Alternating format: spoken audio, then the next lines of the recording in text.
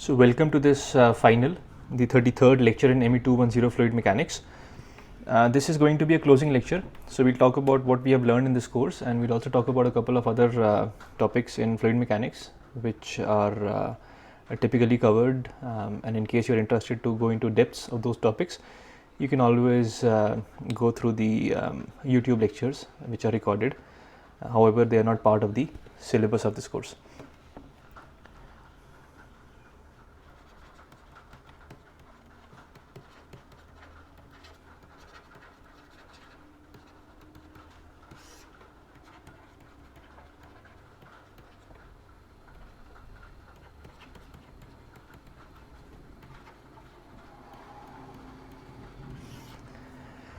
Right. So in this course in fluid mechanics, we started the course with some very basic idea, with a few very basic ideas of fluid mechanics.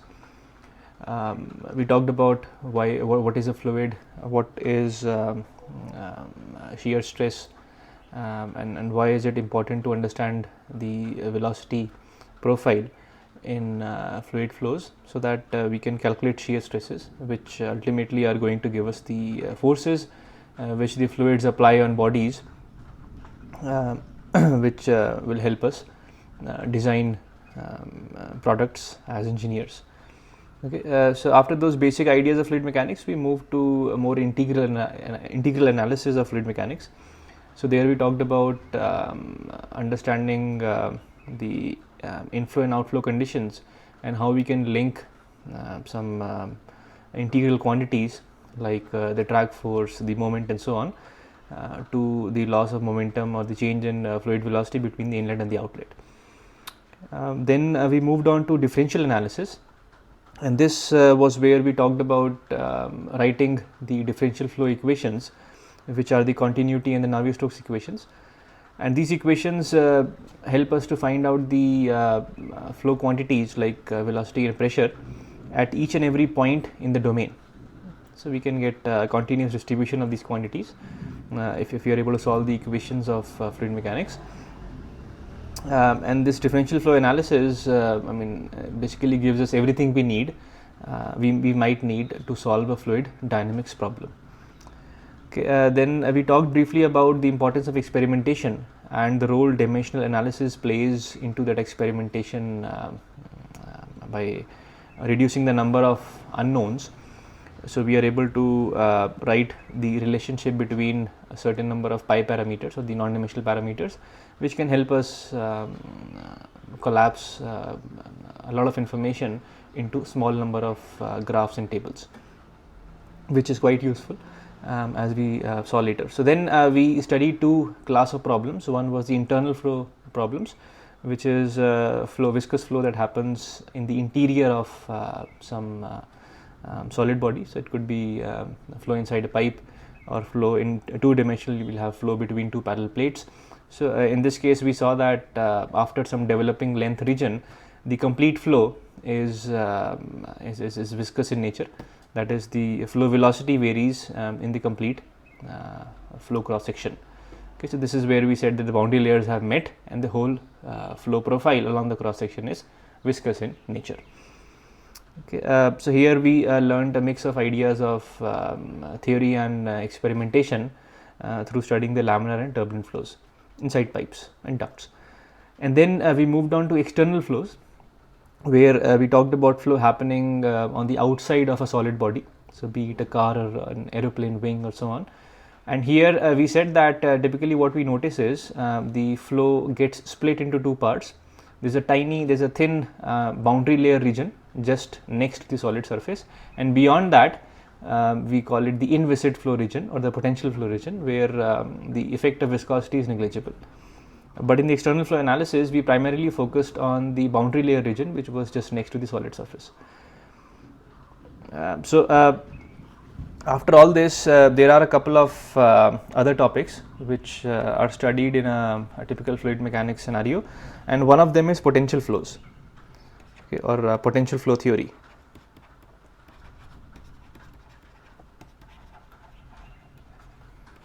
Okay, so for example, if we go back to our aerofoil, and we said that there is a thin boundary layer region So the boundary layer develops, and it may there may be a separation point, or there may not be a separation point, but let us assume for now that there is no separation point. I mean, we're only considering the top half of the aerofoil here. So this is the boundary layer region. Okay, but there is this region beyond the boundary layer region. The flow velocity does not vary much along the normal coordinate, that is along let's say in this case we call it the y direction. So del u by del y, or the shear stress along this direction, is negligible. So this is called the inviscid flow region.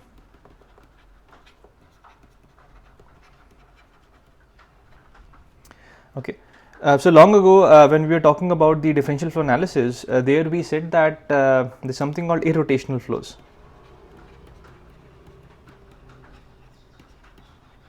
Okay.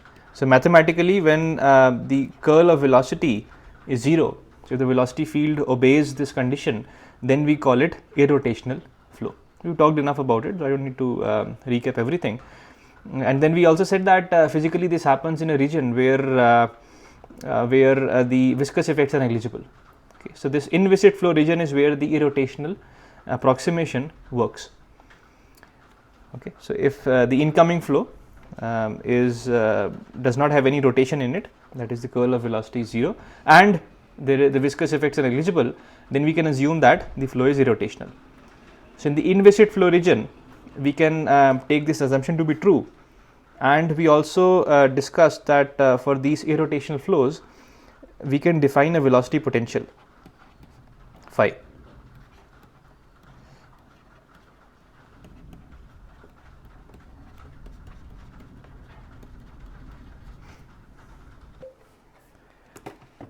Right. So once we can define a scalar velocity potential, then to satisfy the continuity equation, since for incompressible flows the continuity becomes divergence of velocity being 0. So with that logic, if I substitute the velocity potential function here, then what we get is the Laplacian of the velocity potential is 0. Okay, so this is called the Laplace's equation.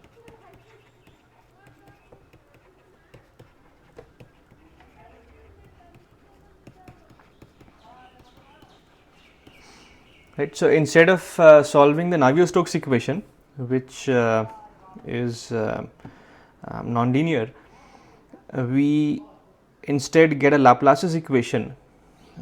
Of course, I mean for velocity potential, and this equation is linear. Okay.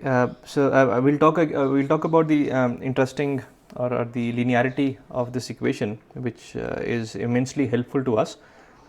But it's important to note here that ultimately the aim is to find the velocity field. Okay, so while solving the differential flow analysis, all we want to get is the velocity in the pressure fields. So solving this equation for solving this Laplace's equation for the velocity potential, we can get the velocity field out of it, and then by applying the energy or the by using the Navier-Stokes equation with a known velocity field, we can extract the pressure out of it as well. Right. So this is the useful part of the Laplace's equation. And the other thing I mentioned is that this is linear. So what that means is, if I've got two different solutions of this Laplace's equation, let's say phi 1 and phi 2, then a linear combination of that solution or those solutions is also a solution to this equation. And then we'll see that this becomes a very useful tool when constructing solutions for different situations. And this because the velocity potential can only be defined in the potential or the inviscid flow region, where the viscous effects are negligible.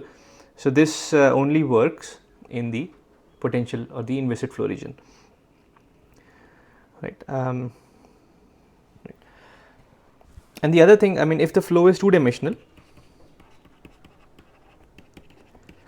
so we discussed earlier that for two-dimensional flows we can define another scalar field, which is the stream function. right? So stream function, again,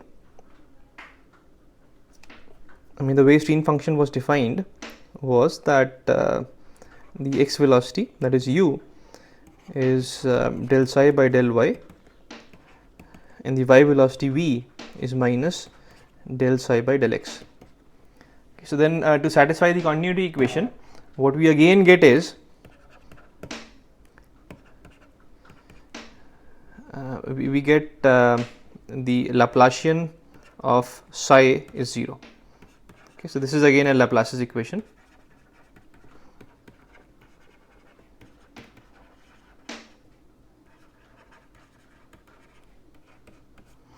Again, psi again is a scalar function. So instead of solving for the components of the velocity, we can simply solve for this scalar function, the scalar field psi, and that can then give us both the x and y velocities. And we also discussed and we showed that the constant phi lines and the constant psi lines, they are mutually perpendicular.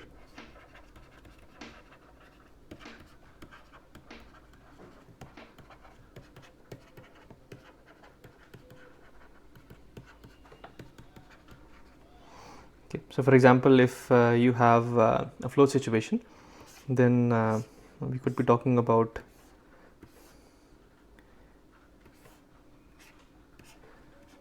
mutually orthogonal. So you have, let's say, psi 1, psi 2 and psi 3, and since they are streamlines, so the flow vector is tangential, I mean psi lines are tangential to the flow vectors, and then we have the constant phi lines which are orthogonal. So this we can call an orthogonal net of phi and psi lines.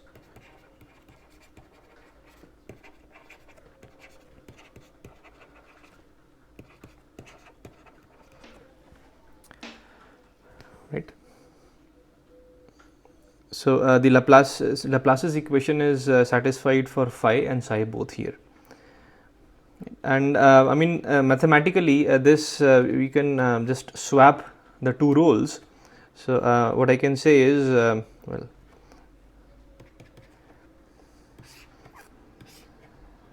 let's assume that I am drawing, just taking a copy of that, and this time I have let's keep it this way. So I have the psi lines. So these are psi 1, psi 2 and psi 3, and then the roles are reversed. So this time the phi lines become the psi lines and the psi lines become the phi lines. I mean the phi lines become the psi line. Okay, so the roles are reversed. Again, I will not, because we are not doing a comprehensive discussion of potential flow theory here.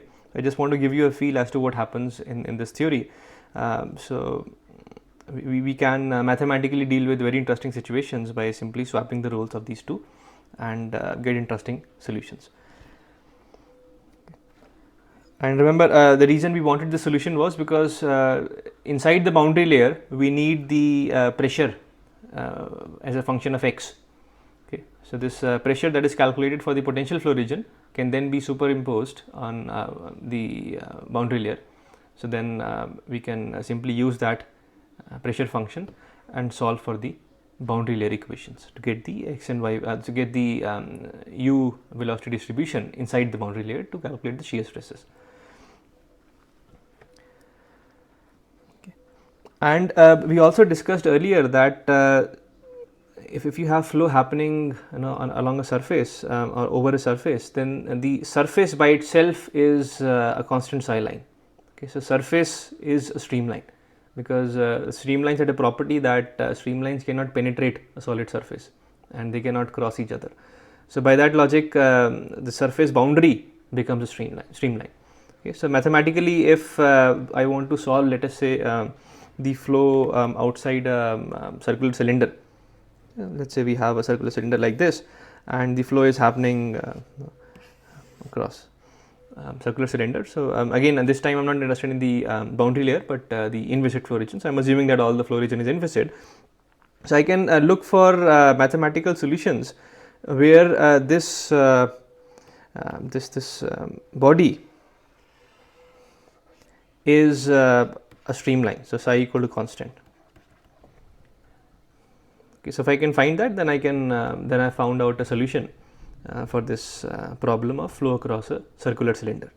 Okay, so these ideas can become quite helpful when solving for the potential function for these situations. So one has to mathematically look for those situations where psi equal to constant, one of the psi equal to constant lines coincides with the boundary shape.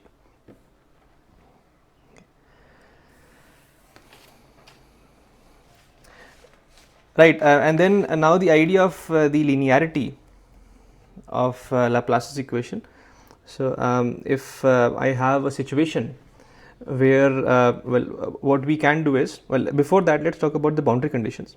So typically the boundary conditions we get are of three types. So one is Dirichlet,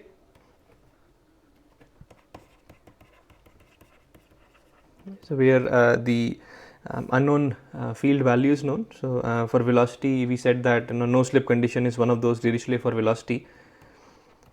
Okay. Let's not discuss this in detail. So we'll just say so for the no slip condition, what we had was that u is equal to 0 and v is equal to 0. Let's say if you're talking about the Laplace's equation for the velocity potential, then u equal to 0, this translates to I mean u is del phi by del x. Okay, so this is 0 and del phi by del y is what v is, so this is 0. Okay, so what we'll see is for our equation, the Laplace's equation that we have, let's say still in 2D,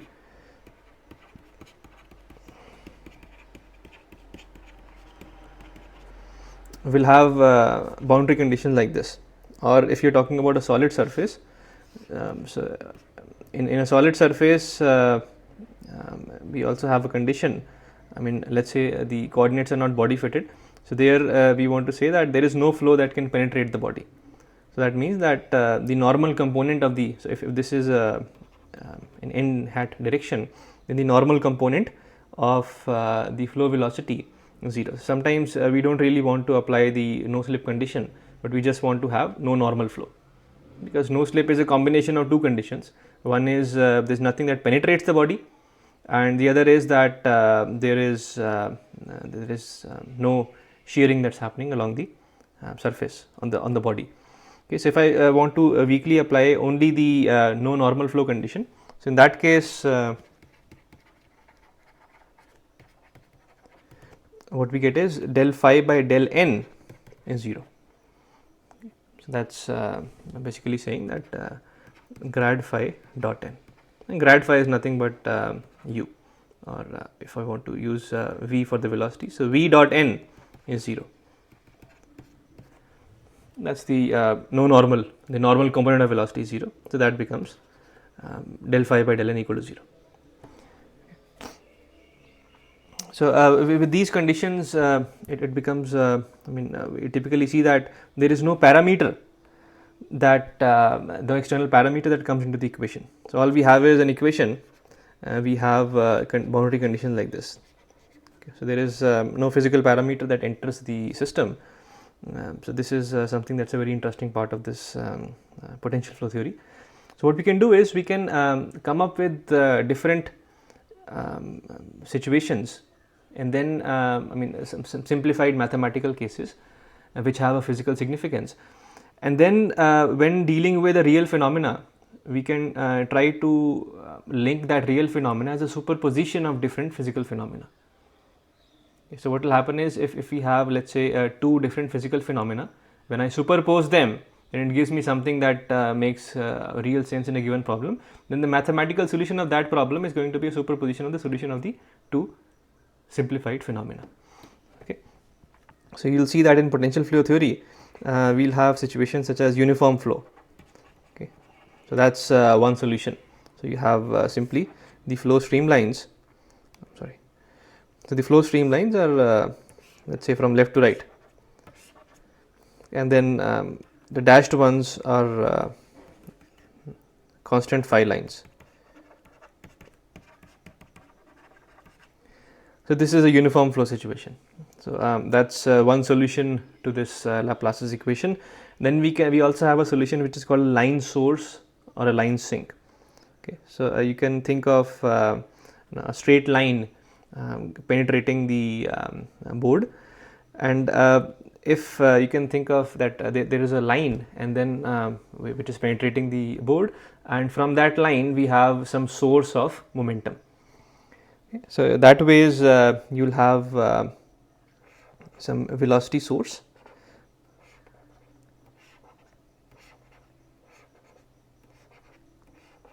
Okay, so these are psi equal to constant lines, and then similarly for phi equal to constant you will have circles, concentric circles as different constant phi. So this is called a line source in this case, and if you are talking about sink, if there is a line that absorbs all the momentum, then you'll have the direction of the streamlines will be opposite. Okay, then we can have irrotational vortex as another simplified mathematical solution to the potential flow equations or Laplace's equations. So irrotational vortex is again the let's say called the dual of this line source situation. So in this case we have the streamlines are they are concentric circles.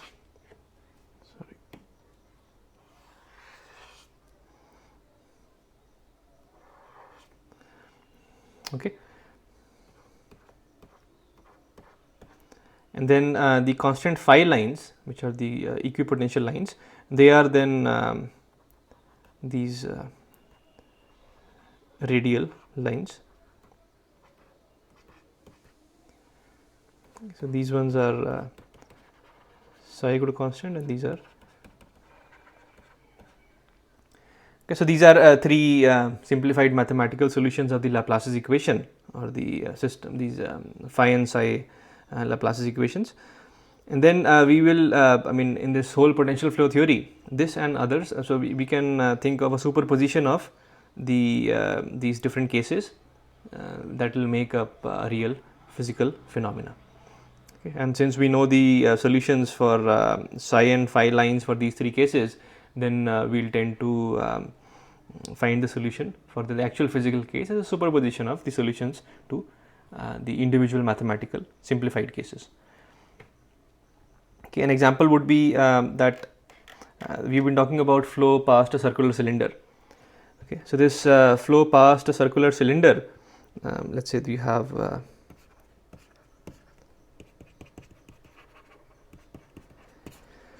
so you have a circular cylinder and there's a flow past it. So you can approximate that with a superposition of a uniform flow. Then there is a source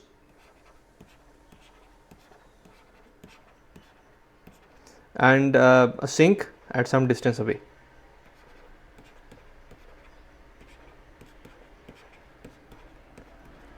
Okay, so this 1 plus 2 plus 3 will give us the solution to flow past a circular cylinder.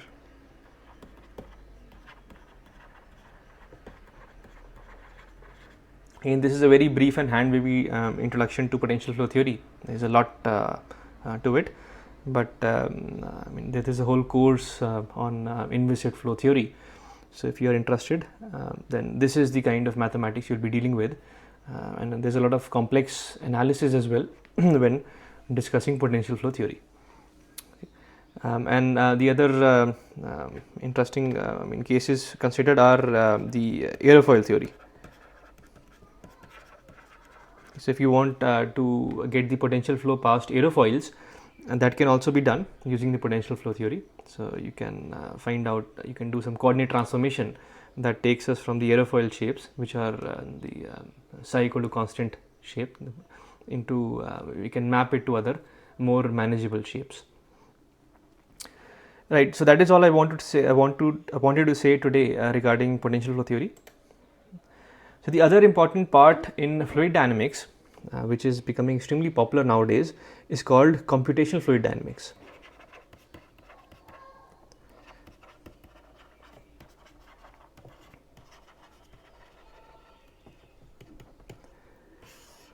So let's say before you design a car, you would want to see if you come up with a lot of different shapes, or you think of installing some sort of a deflector plate. So we discussed that. So you have the cab of a truck. This is a big truck, and then on the top you are thinking of having a deflector plate, something like that. So you want to analyze what shape should the deflector plate be, and what sort of angle theta will be the optimum angle. So for that, this is a very complicated shape.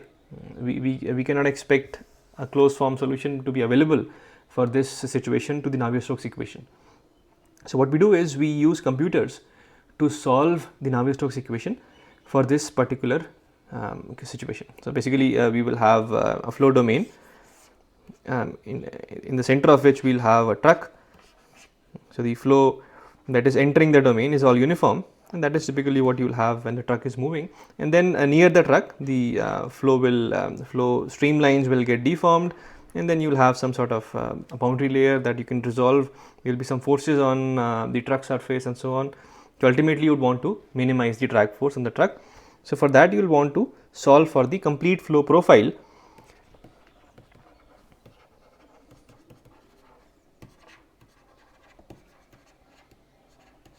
Okay, so we want to solve for the complete flow profile, that is to solve for the velocity and the pressure fields,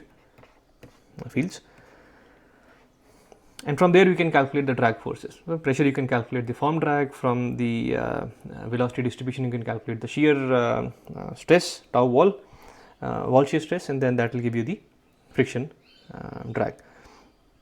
Right, so that ways we can do this numerical simulation for different let's say shapes of the deflector plates, different theta angles, and then we can tabulate, or we can plot some kind of a graph where it shows, let's say, theta versus the total drag coefficient.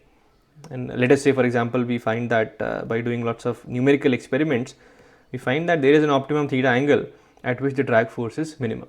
So it makes more sense to then if you then want to do some experimentation as well on miniaturized models and so on, then you make models around this theta values rather than going for theta values for which you have computationally solved the equation and showing completely a non-optimum result. So for this we use computational fluid dynamics, which is simply converting our partial differential equations. So this Navier-Stokes equation, the partial differential equation, it's converted to difference equations, because computers can simply add and subtract numbers, nothing else. Okay, an example would be let's say you have a very simple case of it's a trivial one, but let's say you have a situation where del u by del x is 0. Okay, that's the equation you want to solve, and this is the domain on which you want to solve it. Of course, the domain would be more complicated, the equation will be more complicated, but this is a representative equation we have, and this equation is the governing differential equation. So that's valid in all the points, at all the points inside the domain. This is valid for this domain. Okay, so this is 0, 0, and this is some width and some length. So since this equation is valid everywhere, so what you do is you split this domain to discrete set of points. So rather than aiming for solving for the let's say u, the unknown u, at all points continuously, you simply aim. So you simply aim to solve it at these discrete points. Okay, so what I'll want is I'll want the solution to this equation at these intersecting mesh points. Okay, I'll be happy with that. And if I want a more accurate solution, I'll put more number of mesh points by having a more refined sort of a mesh. So what we do is we use the very fundamental ideas of the definition of derivatives, for example. This is one of the methods, there are other methods as well. So del u by del x, let's say if this is my point of interest and I want to calculate del u by del x, then this is simply u, so this is my x comma y point. Then this is u at xy, or let's say u at x plus delta x comma y minus u at x comma y divided by delta x, and that is 0. This is approximately 0 because what I have done is I have applied the Taylor series expansion here, but I have neglected the higher order terms. second derivative, third derivative, and so on. Okay, so this is we approximate this equation with this, and then from this difference equation, now I can write the difference equation for all the points in the domain, and then this will result in some sort of a linear system of equations where you have a matrix A of known coefficients, then you have an unknown u vector, and this is equal to some right hand side vector which is known. So we simply have to invert A and solve it. Of course, it is not as simple as I say here, because there is a whole lot of mathematical numerical analysis research that has gone into solving these kind of linear systems more efficiently, and that is what the typical aim is, to solve equation. But the equations are more complex. I mean, you have a time variable, you have 3 spatial dimensions, so it becomes more complex. But the whole ethos behind this CFD or computational fluid dynamics is this only. So if you do a full-fledged course in computational fluid dynamics, which are offered at IIT Mandi, then you will be learning how to go from these partial differential equations to these kind of difference equations. So there are different methods available. For example, we have something called the finite difference method, which we just showed. There is also something called finite volume method, and a third one is finite element methods. So you can use one of these methods to go from your differential equation, that is PDE, to the difference equation, and from there you will have this linear system, which then has to be solved using one of the linear solvers. So it could be an iterative method, it could be a direct method. It depends what sort of method you would want to choose, which is more efficient. And then there are advanced topics where this mesh that you have talked about will change with time. So if you are solving u as a function of time, then as the solution evolves, you can recreate the mesh so that you solve it the most efficiently, the most optimum way. And you can also split your work to different number of processors, so then you can parallelize your algorithm. So these equations can be solved using a computing cluster or a supercomputer, which can solve the equation much quickly as compared to if you only had one single processor or a core, right? So advanced courses available in CFD, and I'll definitely recommend, if you like this field of computational fluid dynamics, then you should definitely aim for that. It requires some understanding of programming and the numerical analysis, a sense of numerical analysis, but that is something every engineer should have, so I'll definitely recommend that. Another topic in fluid mechanics is on compressible flows.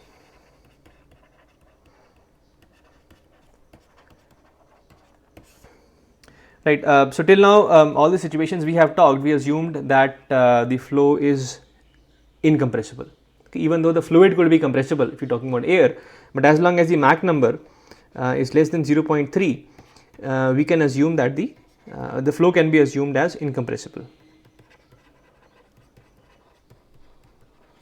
Okay. So the changes in density can be neglected, but if the Mach number becomes greater than 0.3, then this assumption is not valid anymore.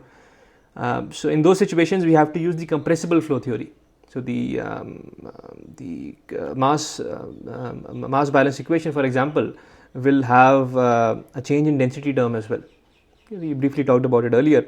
So you have this del rho by del t term as well, because the density will change with time, and then your divergence of rho times u will also be there, okay, in the mass balance equation.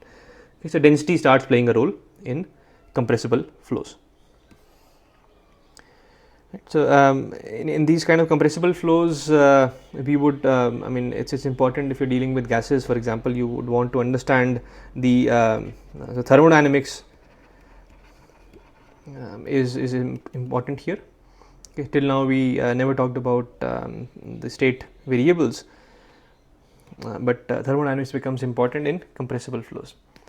An example I mentioned earlier is the very non-intuitive things start happening here. So for example, this kind of geometry, diverging system, a diverging wall system as we call it, you can think of a section of a cone and the flow is happening from left to right. So if your Mach number was less than 1, so in this case the geometry will act as a diffuser. So that means that the pressure along the x direction will increase. So this will be positive. So as you go from left to right, the pressure increases. Okay, but if your Mach number is greater than 1, it's a supersonic flow, then it acts as a nozzle. Okay, so dp by dx actually becomes less than 0. So that means that the flow accelerates if you go from left to right, which is completely non-intuitive. Okay, and this is the reason we have something called a converging diverging nozzles.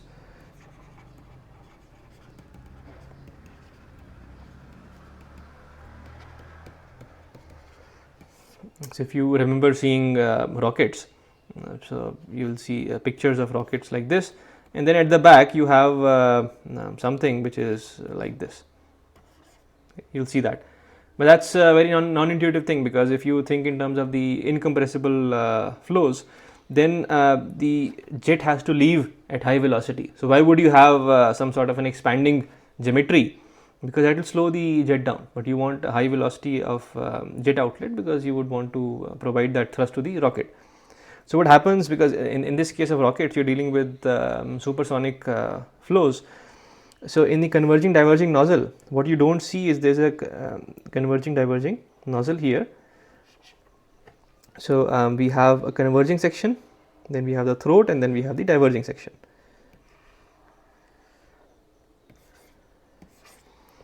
So the flow in the converging part is subsonic,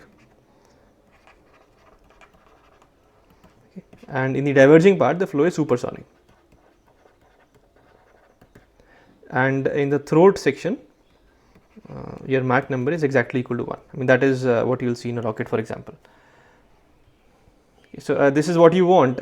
So the flow will accelerate from left to right. So in the subsonic section, since we are below Mach number equal to 1, then the pressure will decrease as you go from left to right. And then once we enter the supersonic section, now again in this case it's supersonic, so Mach number is greater than 1, but now the geometry is increasing in cross section. So in this case it again accelerates because it acts as a supersonic nozzle now. So this is what is typically studied in compressible flow fluid mechanics. So there is a whole field called compressible flows or gas dynamics, which are where we study these kind of compressible flows. Okay, and this condition where your Mach number is equal to 1 is called the choking flow condition. Okay. In this condition, what happens is your mass flow rate is limited. So for a given geometry, you can have a maximum mass flow rate which corresponds to the choking flow condition. I mean, whatever you try, you can't go further than that mass flow rate in a nozzle. So these kind of ideas are quantified in a discussion on compressible flows. The other thing we see is, I mean, if you notice about the pressure changes, so the pressure change, the pressure was in this case of the converging part, the pressure was increasing. I mean, what happens is we get some sort of discontinuities.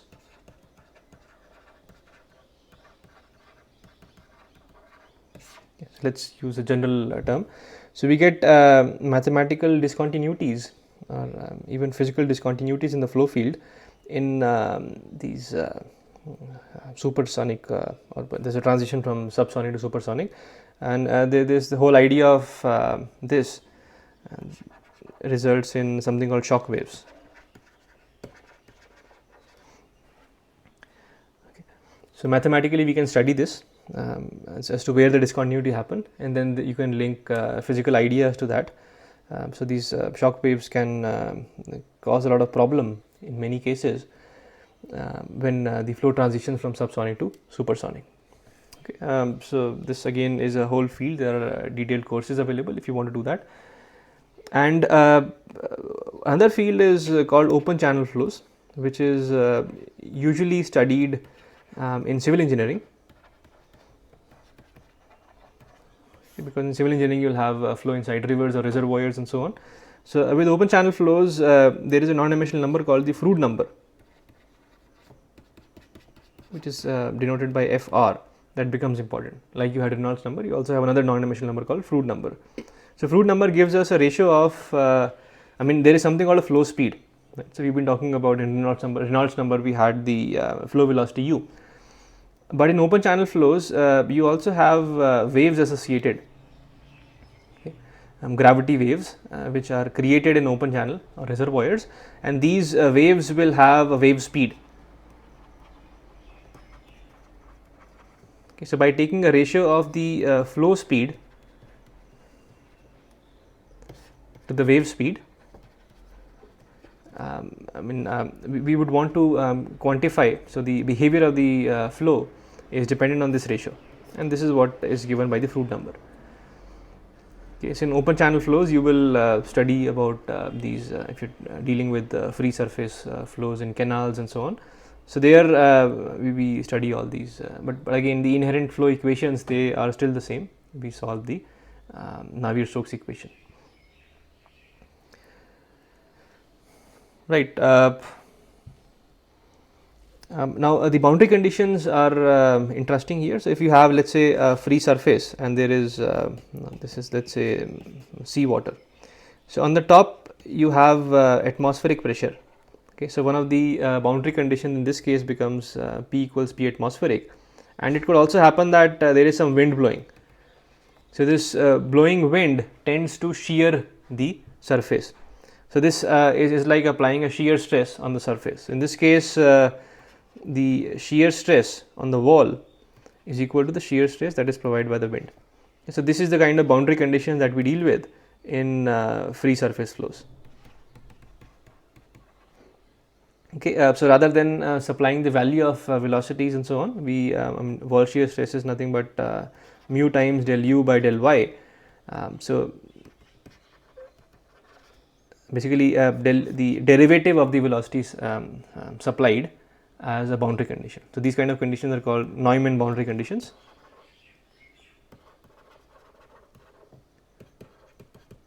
So you supply the derivative to calculate the unknown constants rather than supplying the value of the unknown u in this case, which is called a Dirichlet boundary condition. Right. And an application of fluid mechanics is, they are heavily applied in turbo machinery.